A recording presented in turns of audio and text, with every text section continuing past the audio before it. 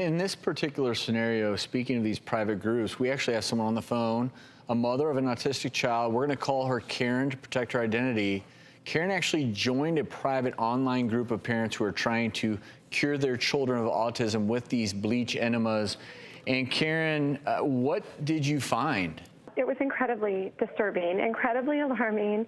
I think the most disturbing thing that I came across was parents who were doing this protocol with their children, who'd been doing it for quite some time, and then were commenting in that things were not going well, that all the things that you would expect from doing these horrible things to a person were happening. Their children were vomiting, they were exhausted, their hands and feet were turning yellow, horrible things, aggressive outbursts. The kids were reacting because they didn't want this happening, I'm sure. Horrible physical things.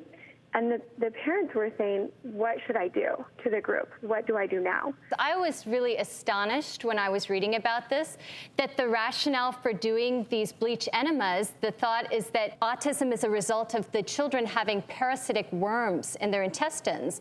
And the idea is that you're bleaching them out. Am I correct? You're correct. The people will take the parasites to doctors, and there are articles saying why your doctor doesn't think that these are parasites. There's an answer for every question, very cult-like.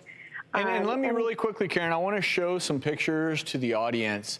These are disturbing and graphic photos that parents are posting in their private online group.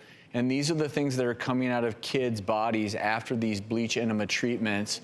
We're not going to show these pictures to those of you at home, but you can see the audience's reactions to these photos. And just to be clear, this is probably actually the lining of these children's intestines being shed and from not the parasites. No, there's no science behind any of this. None of this has had any evidence whatsoever. That's why they won't go to the doctor. That's why they won't go to the emergency room, because they know there's no science behind it, and they know if they show up at a medical facility or a doctor's office, doctors as mandatory reporters are going to report them to Child Protective Services, and those kids could be removed from their home. But these are serious symptoms. I remember hands turning yellow, feet turning yellow. That's a sign of liver failure. We're talking about nausea. We're talking about vomiting. We're talking about dehydration. I mean, these are real. And yet, we're talking about autism, which is a neurological condition. It's not something that you treat with, well, you don't treat anything, I imagine, with industrial bleach. but as Karen acknowledged, it would be so easy to get caught up in this group think. And let me read some of these comments really quickly. And these are comments of parents who are writing about the results of the bleach enemas on their own children. Thank you. I am so happy those bastards started coming out. She was getting 15 to 16 doses daily, and we had a full moon, so this is great payoff. Yes. Now, another response to a parent claiming her son's hands and feet were turning yellow states: keep going. This is not a one-and-done deworming. The parasites may be weakened, but not yet killed. Think months, years, not weeks. We were on the protocol 18 months. And then, last but not least, another response to a parent claiming her son is experiencing more tantrums and defiance after the bleach enemas. Your child is doing better if she expelled them, the worms, without the enema.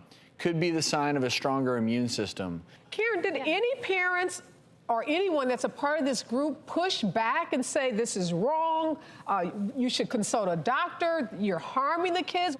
Oh, absolutely not. There were a lot of warnings that anybody who spoke against it was from the other side and needed to be deleted. And Karen, we want to thank you for sharing your experience with us.